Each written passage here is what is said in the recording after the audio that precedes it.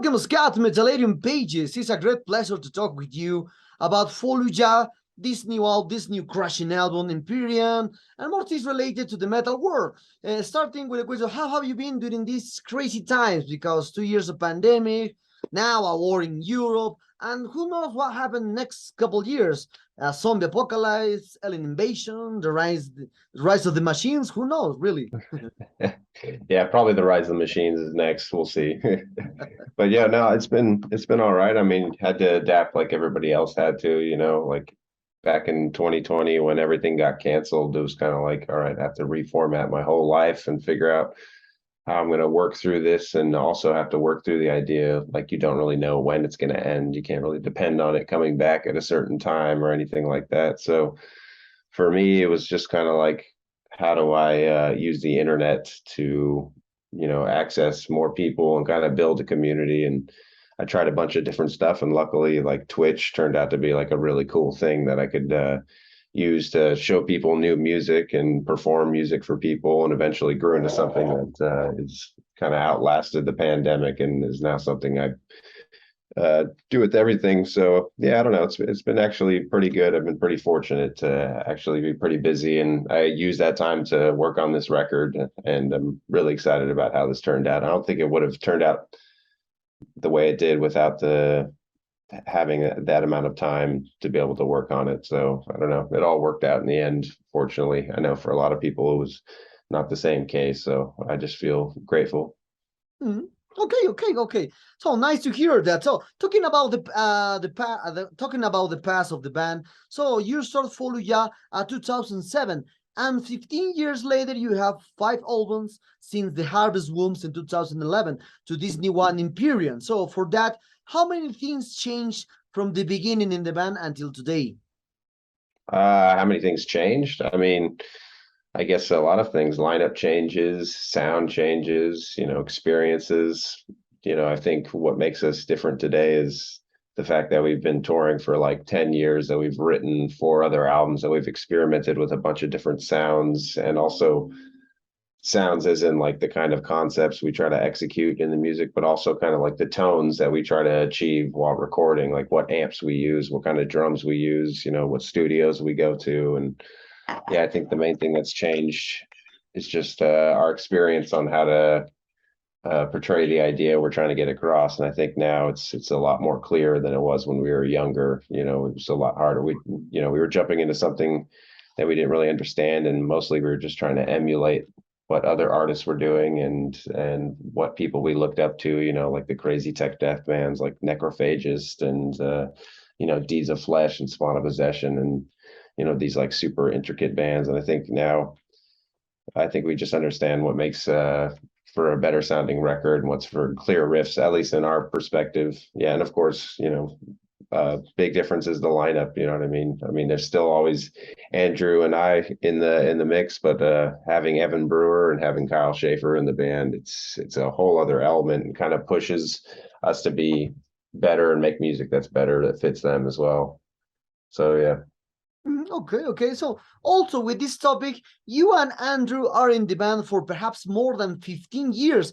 For you, so how difficult is to maintain the same lineup in a band like Fallujah? Also, do you have communication with the first lineup of the band and other old members?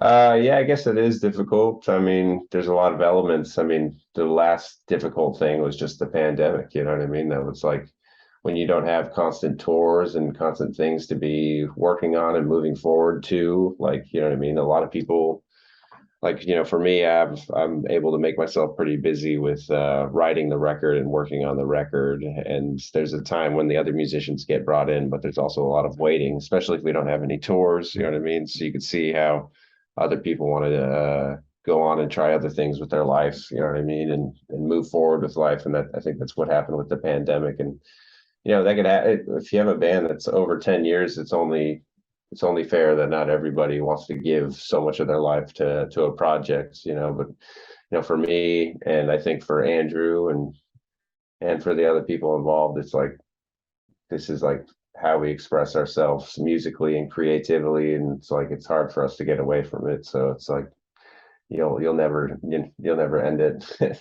for me, one way or another, if it's in this project or another project, I'm going to be, expressing myself through music one way or another. I can't get away from it. It's just what makes me the happiest. I think that's the same for the other musicians that you see stick around, you know. Great, great, great to know. So talking about the history, one of the biggest achievements that the band had since the beginning with the first album, the Harvest Wombs, in 2011 was what that's where you when you were signed with Unite Leader Records at that time from the beginning, and then now you enter to the roster of one of the biggest labels like is Nuclear Blast some years ago. So how was the initial work with Unique Leaders Records from the beginning to the end? And relating to this, how do you feel after 3 albums with Nuclear Blast? Do you think you are on the top of the metal bands? I think I'm the top of the metal bands. Oh, that's an interesting question. I mean, I don't know. It's just like if are you the top guitar player? It's so easy for you to like look towards your influences and look towards the people you look up to and be like, oh no, like I'll never be as good as I don't know, Meshuggah or something crazy like that. But yeah, I mean, I think that was the main difference between working with those 2 record labels. Like I think Unique Leader Records came at the perfect time for us. They gave us a small budget to be able to make a record. They had like some small sort of distribution and outreach to finally get it to make it official for the band and also have us work towards finishing albums and recording them and getting them done on a schedule. But I think the main difference between Unique Leader Records and going to Nuclear Blast Records is just like I think we went from being like kind of like a niche, maybe like band that you would like discover kind of, maybe if you're from another country, to like when we're signed with Nuclear Blast, we're kind of like on the world stage a little bit more. Their outreach is throughout the world. You know what I mean? Like I think the main label's it's based in Germany. You know what I mean? So I think we as a band felt more like going from big fish in a small pond to very small fish in a very big pond, and also kind of kicked us in the ass, like kind of like this is the standard of the music that we need to put out, like the standard of the performance. You know what I mean? We need to like take it up a level. And I think at the time, I think we were all, it must have been like 22 or 21. So, we were very young. So it was kind of like a big kick in the ass to just be like, all right, we need to take this a lot more seriously and try to put out more elegant music and put on better performances. And yeah, and then, as far as what it's done for the band, it's done a lot for the band for exposure and distribution and being able to get on certain tours and, take the next step with the band and take steps that, other bands that are in the similar style of music never got the chance to do. So I feel very grateful for that. We'd be able to do some crazy tours with super brutal bands, but also proggy bands like Devin Townsend, Between the Buried and Me, Killswitch Engage. It's pretty interesting. Now we're going on a tour with Psychroptic. It's pretty sick stuff. Yeah. But still a lot of stuff I'd like to do in the future for sure. Okay. So with these subjects, with you when you sign with Nuclear Blast, there are many divided opinions among the fans because they think that the band is a mainstream now because you are on a mainstream level. So that you left, and sometimes this kind of fan thinks like that you left your initial path with your new leader, this kind of stuff, and more thoughts relating to this. So do you think that the band that when a band like Fallujah entered a label like Nuclear Blast, you completely left the underground? And what do you think of these divisions between the mainstream and underground areas that the fans create into the music industry, and also the music industry create these aspects? Yeah, I mean, I feel like at this point, it's it's all really pretty underground. It's all pretty niche music. So it's like we're kind of fighting over who's more underground than the underground, right? It's still our own little private community, this metal scene, especially like death metal and prog metal. It's not like this massive mainstream thing. So I guess for me, like the experience hasn't changed too much except for like the resources, really. So I don't really see the difference between like Unique Leader or Nuclear Blast, except for what they could provide for us, and like what they could do to help the band move forward. Like that's the main relationship. And from my perspective, as like writing music and touring goes, it's kind of all the same to me, just at different levels, you know. So it's hard for me to be like, it's not like I'm sure with certain other kinds of music, like where you sign to a label, maybe like some guy comes in and helps you write your music or produce the music or makes choices for you. I mean, it's never been like that ever. You know what I mean? It's still been the same kind of relationship where you know, Nuclear Blast will provide the resources and help us get exposure and help to get the word out, you know, through interviews and marketing and distribution and getting us on tours. But like the root of how the band is was, you know, is how the music is created is all still the same. You know what I mean? And that's all it's ever been. Hopefully that answers your question. Okay, no, it's worth it. It's fine, it's fine. So talking about this new album, Imperium, you decide to take the art from Peter Morbacher again, so, because this is the second time you use art from him. So what do you see on the Peter's artistic capabilities? And was this art created exclusively for Imperium, or was he taken for his art gallery? Well, I know that this art was taken for the Angelarium. So this art. So for you, what represents exactly this concept relating to the title of the album, Imperium, and well, also the music or the concept of the art from Peter? Yeah, I mean, we were looking for art for like a while. Like we spent like maybe more than a year looking for a piece that would fit the music, especially after we started getting more tracks done and we started figuring out the kind of sound, and it was kind of going back to that super atmospheric, almost like sci-fi kind of sound, but very aggressive.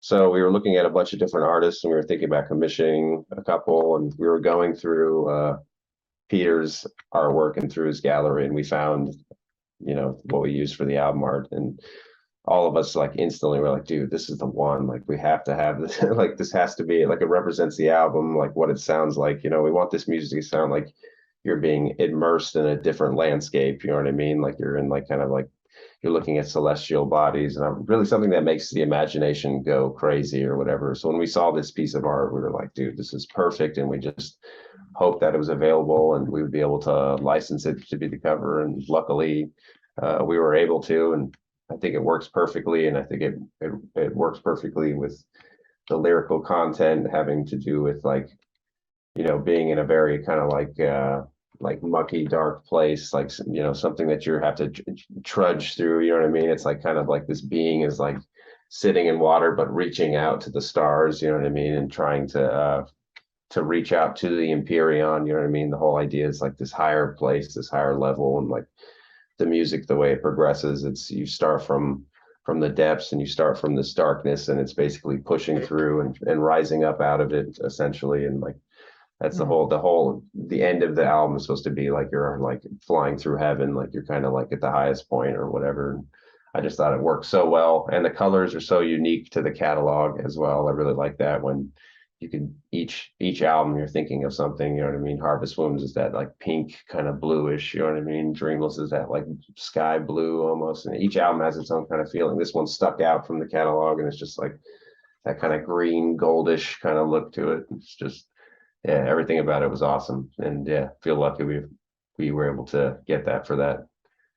Yeah. Okay, great to know that. And the next question follows to the one of the things that you said. So why did you select Cocabiel? Because Cocabiel is the name of the angel behind the art of this Imperium. In Cocabiel is the angel of the stars, according to Angelarium, and according to all aspects from the Enoch by for the Enoch scripts and this kind of stuff. So what do you why didn't you just select perhaps the other angels, Rahab or Serial or Turiel, Satariel, etc., etc.?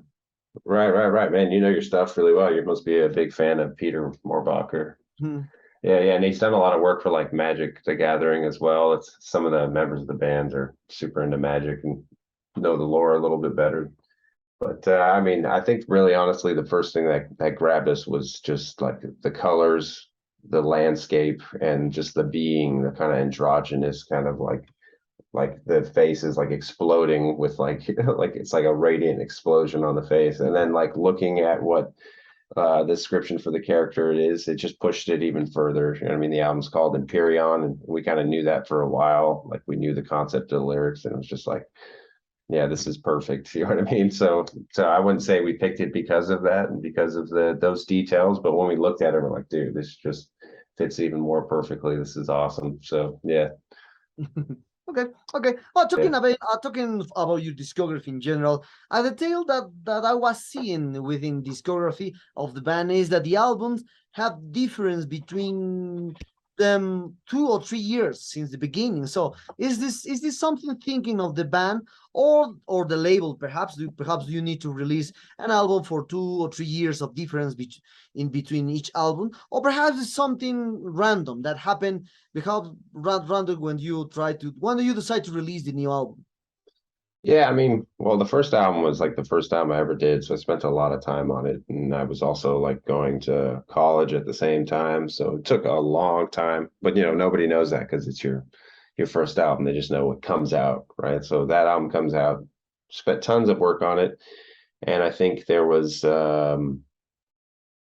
I think we kind of like entered the world of metal and realized that like, okay, we could like do something with this. So I spent basically 2 months or so making an EP to kind of like show off some new styles of music that we might use on the album. When people really took to that, we decided to do a full record. And I think that took like a few years or something like that. And then there was I think our shortest length between records was between Flesh Prevails and Dreamless. And really that's because we've basically wrote and recorded the Flesh Prevails, turned that into Unique Leader Records, and Nuclear Blast was already interested in working with us, just based on some of the relationships that we'd made from living in California and touring, and they were able to listen to the album as well before it came out. And so they really liked it. They thought it was awesome. And so as soon as we turned that in, they were like, that's there's nothing we can do with that record. We need another record for us to be able to use. So it's basically the writing session was like felt like basically making 2 records in a row to me. It was essentially like we like wrote and recorded the Flesh Prevails, which was, to me, was one of the biggest undertakings of the band besides this latest record, Empyrean, as far as how hard it was to record. There's just so many layers and elements, and the songs are really long and it's really crazy. It reminds me a lot of this record that's coming out. And yeah, had to immediately, in between tours, start writing the following record. And then I think that's the other thing. So I wrote and recorded that record, and then we turned that in, and that came out for Nuclear Blast. And then we started getting more tours than we've ever been put on. So I think that also slowed down the process too. It's really, really hard to do. Like I think Dreamless came out in 2016. I think we toured like 8 months that year, something like that, 6 or 7 months, and then the same thing the following year. So it's like you only have really like 4 or 5 months at home to actually write and record, and like it takes so much time, dude. It takes like 3 or 4 months just to like record it properly, and to write it, depending on what you're trying, it takes like another 6 months or something like that. And I think with Undying Light, I wanted to do something differently because I felt like we had been using the same concepts for like 3 records straight, and I wanted to try some new concepts. And so that was kind of difficult doing those tours and trying to come up with like kind of new concepts that were different for the band and like had different kind of atmospheres and different kind of ideas. So yeah, I mean, I guess I would say it's random. It just depends on what's happening. And the labels never really pushed us to, of course they're going to pressure us, like, the more things that you get done faster, the more things are going to happen or whatever. But, we make sure that it's exactly the way we want it. There's definitely been times where it's like, come on, get it done. It's like, all right, I guess I'll just stay up all night for like 2 weeks straight, but still going to put in the same amount of work. You know what I mean? Maybe it's just compressed or whatever, but yeah. Okay. So I think the next question will be one of the hardest one, because when I ask this question, many artists told me that it's very hard to select one song to capture the whole essence from the album. Because I ask this question because we are living now in a crazy, well, not crazy, we are living in a and an easy way to hear music with the digital platforms, Apple, iTunes, Spotify, Tidal, this kind of stuff. And this new generation prefers to hear the music with 1, 2, 3 songs. So we are living again the 40s and 30s when most people hear just with one single the band. Yeah, So yeah. for you especially, which songs capture the whole essence of this empire to be here for the new generation in one single? I mean, we chose Radiant Ascension as our first song because I thought it had all the qualities of the album, at least a very like quick version of it. You know what I mean? Like it has like this. It's probably has one of the crazier solos of the album. At least it has like the crazy atmosphere, has the crazy guest vocals and all that. But I also chose that song because it was like, you know, it's shorter. It's like a nice, easy package to digest or whatever. You know, hopefully, like you would hope people have longer attention spans or whatever, but sometimes it doesn't go that through. But if I'm going to pick a song, I'd probably have to pick Duality of Intent, just because to me, that's like the song that has it all. And it spares no expense as far as like, you know, time or whatever. Sometimes you have to like make sure the song fits within like a certain amount of time, like 3 minutes, 30 seconds or 3 minutes, 50 seconds or something like that.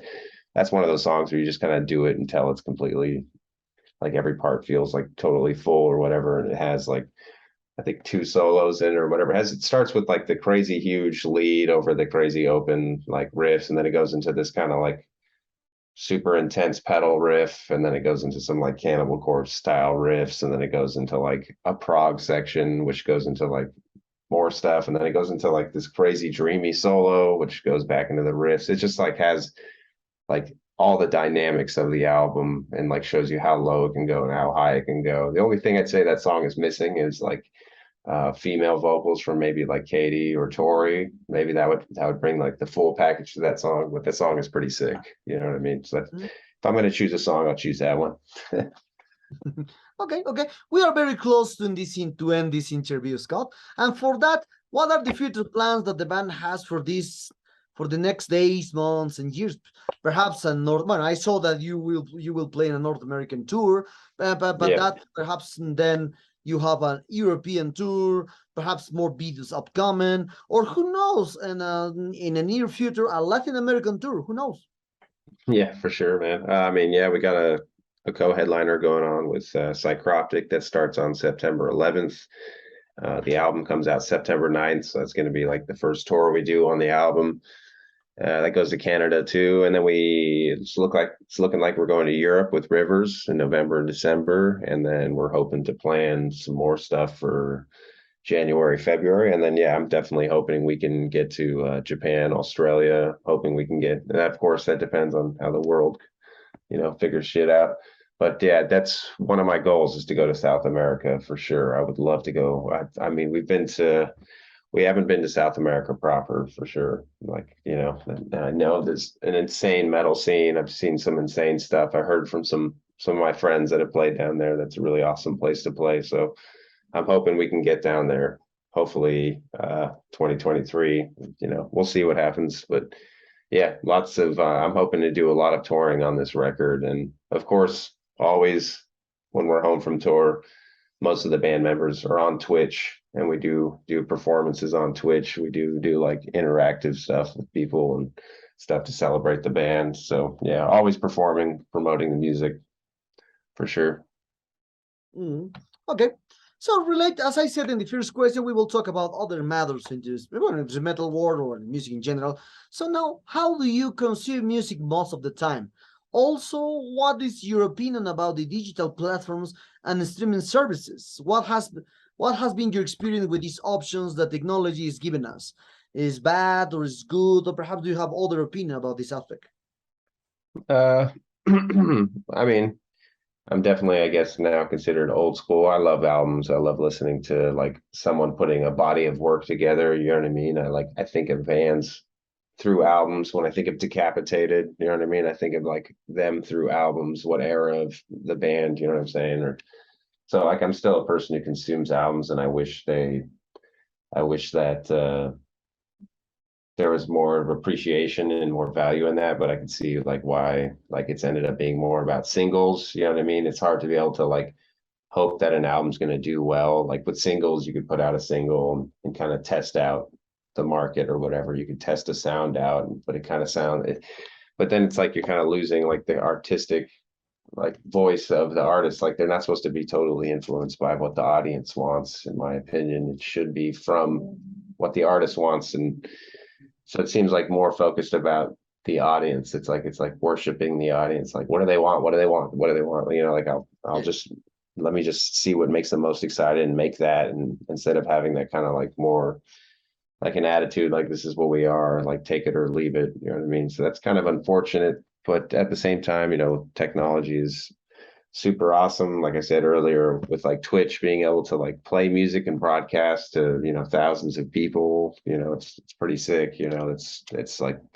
especially when the pandemic was happening, being able to still perform for a lot of people, even when they're all at home, you know. So it's like you have to like pick and choose, you know. And I use Spotify to be able to, you know, we push the band on Spotify. I use it for my Twitch, you know what I mean? But I don't know. I'd like to see more value put on music. I don't know what would encourage that. That'd be cool. You know what I mean? But there's still, I see it in certain genres of music, especially like death metal and metal music. There's still like a lot of like kind of nerdy behavior. You know what I mean? People get obsessed over it. You know what I mean? That's what's cool. That's what makes it cool, because that's what I did when I grew up, is, you know, looked at the lyrics, or I tried to learn the music. And it wasn't just about like press play and consume it once while you're driving. You know what I mean? It's way more about it's about the story of the band. It's about like what they're doing, where are they at in their catalog, you know what I mean? What they're experimenting with. And it still exists, but I wish there was more ways of promoting it.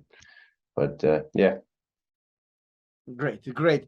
So, related to this, what is your opinion about the musician, especially into the metal, when the metal talks about the politics, about the politics, about the racisms, about the Sure. racism, about the religion? Because as you can see along across along the history of the metal, bands from black metal, mostly the time they say, no, we don't like people.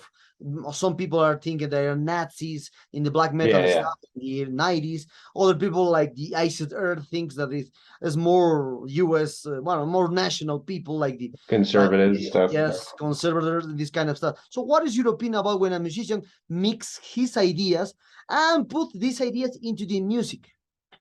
I mean, I'm down with freedom to do what you want, you know what I mean? And people will just tell you whether they like it or not. I mean, like I said earlier, like it is a little weird how obsessed people are with the audience. I think that's kind of gotten like switched around, right? People are like really concerned about like social media. Like it's like bands are like begging people to like them now almost, you know what I mean? And it's like uh I think that like if you want to get some like unique stuff, I mean, yeah, it should be good. People should enjoy it or whatever. But if you want unique stuff, you should let people just like do what they want and let what's going to happen. And we could choose as the audience to be like, oh, I don't like that, or I do like that, or whatever. And so I guess when it comes to opinions in music, yeah, I guess, you know, they should be free to do that or whatever. But personally, it kind of doesn't really help me enjoy the music. Like, so it's kind of just like, all right, dude, you know, it's like a Facebook post on their music or whatever. I do like it when they're discussing ideas that like are like relatable and like, you know, feel like really cool. But like the stuff that I like is not really like political. That just seems so like base level, you know what I mean? It's just like these arguments about stuff. I mean, some of it's really important and some of it does need to be said, but I don't know, I like music to be super imaginative and like immersive and talk about like concepts with like the mind, and you know what I mean, and kind of nerdy stuff like that. But I do think people should be free to express themselves, whether it's like, you know, dying fetus, you know, talking about like some like brutal shit or whatever, or, you know, Whitechapel or whatever, talking about cutting people up and shit. Or if it's like, you know, a band wants to discuss like, you know, I don't know, whatever it is. Maybe they come from a country where there's some crazy political shit, that some like real shit is going down. You know what I mean? And maybe like for us, the rest of the world to hear that through their music, it would be an important experience. So like That's pretty cool. I mean, but yeah, everybody's free to judge it though. That's just what it is. Like I might be like listening to it and be like, oh wow, that's some real shit, or it might be like, oh, what are you complaining about? You know, like, like Yeah, yeah, but but I don't know. I think it's cool. Yeah, because it's just that's what's cool about the world is just seeing all the different flavors and all the different unique combinations. And we should just see how it goes. So I guess okay. I'm not really answering your question, but I guess Uh, the answer would be is I'm not really a fan of it or whatever, but I do get that certain things are important. So mm, do yeah. your thing. Yeah. So, well, Scott, the sad times arrives at this interview. I hope you enjoyed this one, like me. Congratulations from this album, it's an amazing one.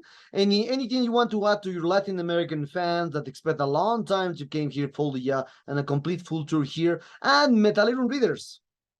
Yeah, sure. I mean, I hope you enjoy Imperion. It's definitely some of the craziest music we've ever made, and I think it represents perfectly where the band's at. I think we wanted to, I mean, with the time we had, we wanted to make something that was absolutely insane and something people enjoyed and was really impactful. So I hope you hear that when you listen to it. And then as regards to going on tour in Latin America, I mean, I've wanted to do that for years, so I'm going to do everything I can to get down there and play for you guys. So I hope to see you there. Hope you enjoy the music and yeah, we'll be there as soon as we can. Can't wait.